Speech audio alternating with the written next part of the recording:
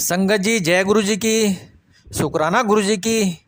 गुरु जी महाराज जी के शीश चरण कमल में दोनों हाथ जोड़कर दंडवत प्रणाम करता हूँ। साथ ही मेरी प्यारी प्यारी संगत को भी सादर नमस्कार करता हूँ। संगत जी, गुरु जी महाराज जी के शीश चरण कमलों में बहुत ही पुराने अंकल का सत्संग है, उसको सुनाने के लिए जा रहा हूँ। तो संगत जी, आप सभी संगत लोग गुरु जी महाराज जी के दरबार में जय गुरु जी लिखकर हाजिरी जरूर लगाए संगत जी, और सत्संग को अंत तक जरूर सुने संगत जी। साथ ही शेयर भी जरूर करें ताकि गुरु जी महाराज जी की ब्लेसिंग हमारे पूरे संगत परिवार पर सदैव बनी रहे। संगत जी, सत्संग शुरू करने से पहले मैं गुरु मंत्र का जप करता हूँ।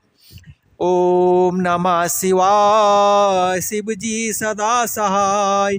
ओम नमः शिवाय, गुरु जी सदा सहाय। जय गुरु जी की। शुक्राना गुरु जी की। तो संगत जी, अंकल बोलते हैं, संगत जी मेरी पत्नी 18 वर्ष से रोग ग्रस्त थी। 1982 में उसके शरीर की गांठें जो है उभर आई थी, जिनमें टीबी रोग के कीटाणु थे। संगत जी, अति क्षीण काया और दवाइयों के कारण उसे हर प्रकार के रोग होने लगे। संगत जी, हमने हर प्रकार की चिकित्सा कर ली, एलोपैथिक, होम्योपैथिक, आयुर्वेदिक, यूनानी, परंतु सब प्रयास जो है विफल रहे। संगत जी, उसके शरीर पर नए नए रोग प्रकट होते रहे।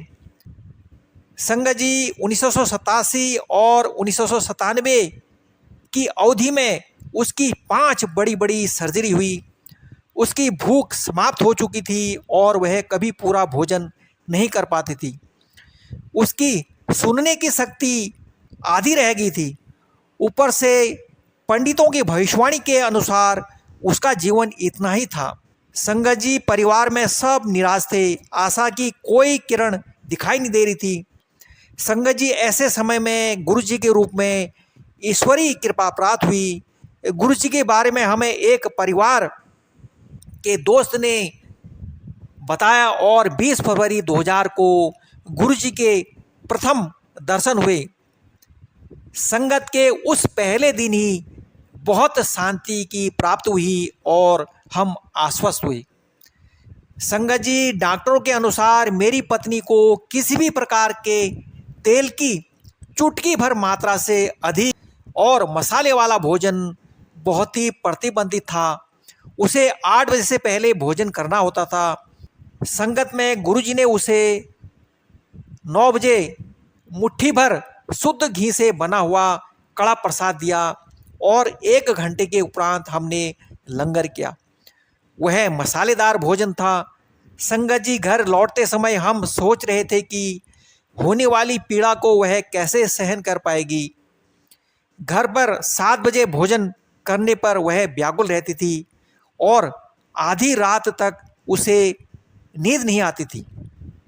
संगत जी, उस दिन 20 फरवरी को घर पहुंचकर वह मानो घोड़े बेचकर सो गई।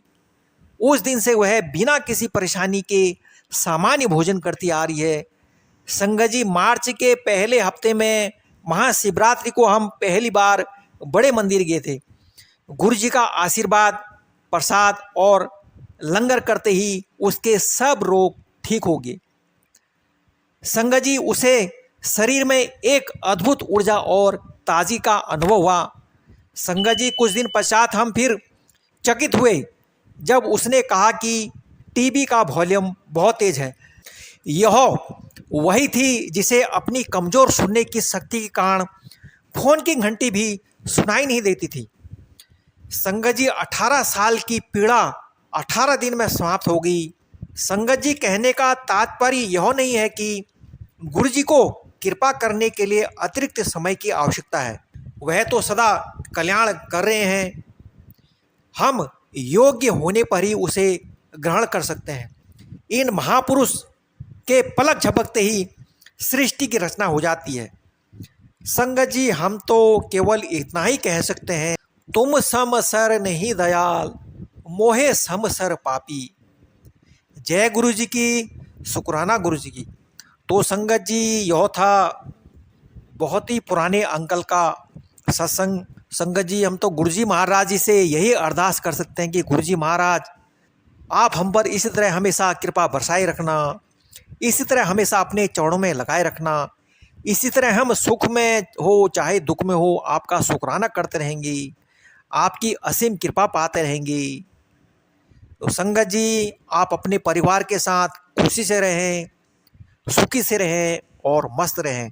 जय गुरु जी की, शुक्राना गुरु जी की। अब मैं मंत्र का जाप करता हूँ।